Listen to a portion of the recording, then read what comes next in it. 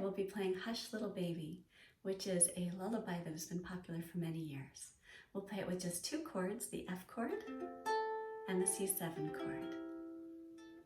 To make the F chord, the fret numbers are 2, 0, 1, 0, 2, 0, 1, 0.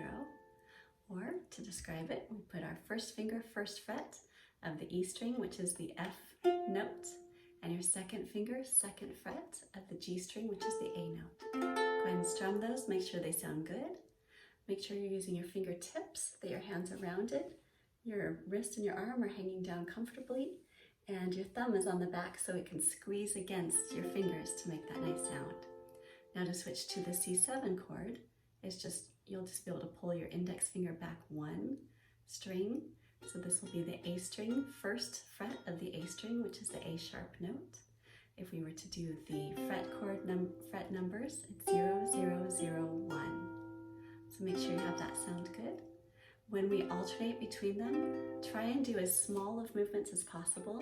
So you'll be able to pull this back, leave your middle finger just hovering so it's ready to go right back and forth between the F and the C7. All right, great. For the notes that we'll be playing to sing it, the melody notes will be C, hush, and then the next one will be the A, the open A string. Little, hush, little. Great. All right, so put your finger in the F chord position, and let's do some gentle quarter note down strums. 1, 2, 3, 4.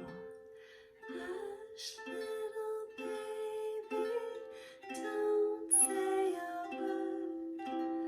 Mama's gonna buy you a mockingbird. If that mockingbird won't sing, Mama's gonna buy you a diamond ring. If that diamond ring turns brass, Mama's gonna buy you a looking glass.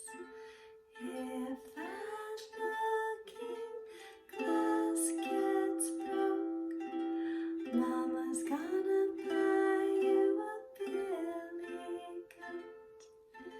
If that billy goat won't pull, Mama's gonna buy you a card and bowl. And if that card and bowl fall down, you'll still be the sweetest little baby in town. Thanks for joining me. Go ahead and replay that if you'd like to practice it again, and if not, go ahead and meet me at the next song. Thanks.